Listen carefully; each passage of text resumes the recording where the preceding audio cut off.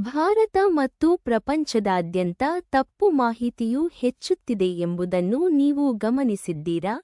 ಈ ಮಾಹಿತಿಯು ಸಾಮಾನ್ಯವಾಗಿ ಸಂದೇಶ ಕಳುಹಿಸುವ ಅಪ್ಲಿಕೇಶನ್ಗಳ ಮೂಲಕ ಹರಡುತ್ತದೆ. ನಿಜವೆಂದು ಹೇಳಿಕೊಳ್ಳುವ ಫಾರ್ವರ್ಡ್ ಮಾಡಿದ ಸಂದೇಶವನ್ನು ನೀವು ಸ್ವೀಕರಿಸಿದಾಗ ನೀವು ಏನು ಮಾಡಬೇಕು? ಅಂತಹ ಸಂದೇಶವನ್ನು ಸ್ವೀಕರಿಸಿದಾಗ ಶ್ರೀಯುತರಾದ ಬ್ಲ್ಯಾಂಕ್ಸ್ರವರು ಏನು ಮಾಡುತ್ತಾರೆ ಎಂದು ನೋಡೋಣ.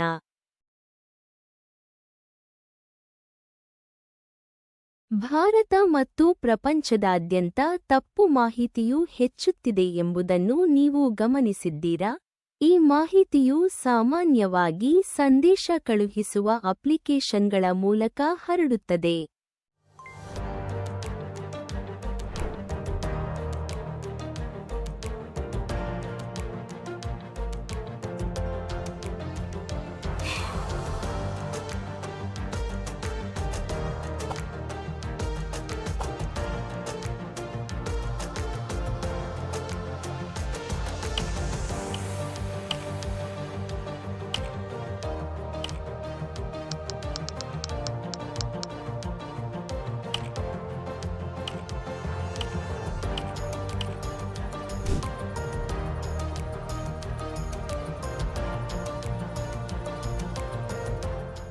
ತಪ್ಪು ಮಾಹಿತಿಯು ಹೆಚ್ಚಾಗುತ್ತಿದ್ದಂತೆ ನಾವು ಸ್ವೀಕರಿಸುವ ಮಾಹಿತಿಯ ಬಗ್ಗೆ ನಾವೆಲ್ಲರೂ ಜಾಗರೂಕರಾಗಿರುವುದು ಹೆಚ್ಚು ಮುಖ್ಯವಾಗಿದೆ.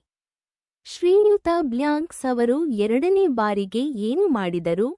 ಅವರು ಈ ಸರಳ ಪರಿಶೀಲನಾ ಪಟ್ಟಿಯನ್ನು ಅನುಸರಿಸಿದರು. ಅವರು ತಮ್ಮ ಭಾವನೆಗಳನ್ನು ಪರಿಶೀಲಿಸಿದರು, ಅವರು ತಾರ್ಕಿಕವಾಗಿ ಯೋಚಿಸಿದರು, ಅವರು ಸುದ್ದಿ ಮೂಲಗಳನ್ನು ಪರಿಶೀಲಿಸಿದರು, ಮಾಹಿತಿಯನ್ನು ರವಾನಿಸಲಿಲ್ಲ, ಮತ್ತು ಅವರು ಅದನ್ನು ಕಳುಹಿಸಿದ ಜನರಿಗೆ ಅದನ್ನು ವರದಿ ಮಾಡಿದರು. ತಪ್ಪು ಮಾಹಿತಿಯ ಸರಪಳಿಯನ್ನು ಮುರಿಯುವ ಜವಾಬ್ದಾರಿಯನ್ನು ನಾವೆಲ್ಲರೂ ತೆಗೆದುಕೊಳ್ಳೋಣ. ಮತ್ತು ಈ ಕುರಿತು ಹೆಚ್ಚಿನ ಡಿಜಿಟಲ್ ಸುರಕ್ಷತಾ ಸಲಹೆಗಳಿಗಾಗಿ imdigitalnagrik.org ಅನ್ನು ಭೇಟಿ ನೀಡಿ.